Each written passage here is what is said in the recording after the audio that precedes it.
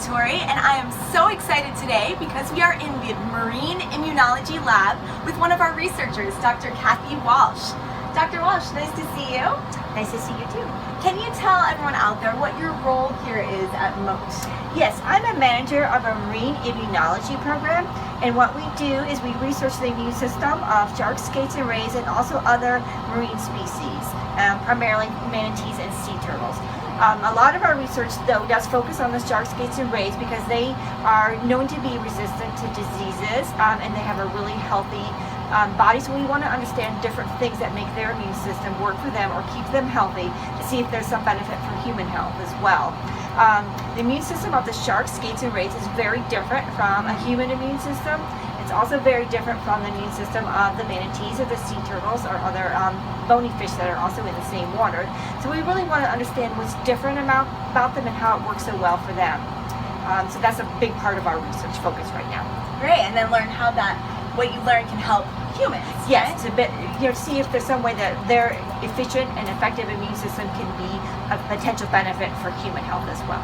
So, Dr. Walsh, we are in your lab, so this is the perfect place for you to show us maybe one of the tools that you use to learn all this information. Yes, we use a lot of tools in our research to study immune systems. One of the main ones that we are using right now is this one right here, which is called a cell culture hood or a sterile hood. And we use this to isolate cells from the shark immune system. So to be able to just take out the white blood cells of the shark immune system and out of the animal and be able to work with them in the laboratory so that we can do a lot of special tests and try to understand how they work and how they work so well to keep them healthy. And then once we use them in the cell culture hood, then we can take and we put them in this incubator, which this incubates those cells of the shark immune system and keeps them in an environment that's similar to what would be in their body. So it mimics or it simulates what the conditions are in their body so that the cells can grow as if they were in the shark's body, but they're actually in the lab, and then we can do lots of special tests to understand how they work that way. Wow, that is so cool. So I know you have a background in nutrition actually, so how did you go from nutrition to the field that you're in now? How did you get involved in science? Yeah, so I was always interested in science since a young age.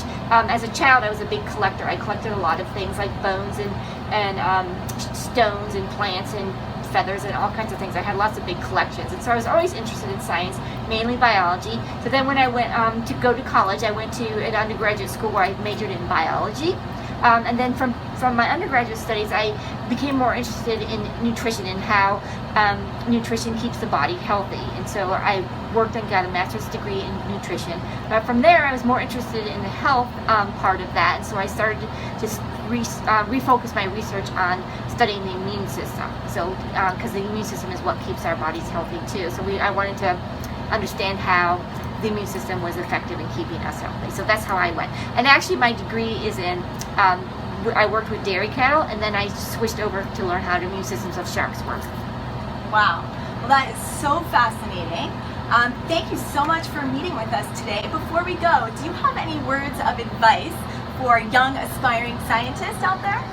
Yes, like take lots of science classes in areas that you think you're interested in, and even some that you don't know that you don't think that you're interested in, because you may find that you are once you learn more about the subject. And then another piece of advice is make sure you get lots of experience, like try to get some internships. Many places have lots of internships that are available where you can get hands-on experience in different fields. Yeah, like Mote for sure. Hands-on experience with different fields, with laboratory research or field research, so you can get experience and also make sure that you see if you really like doing that type of field work or lab work.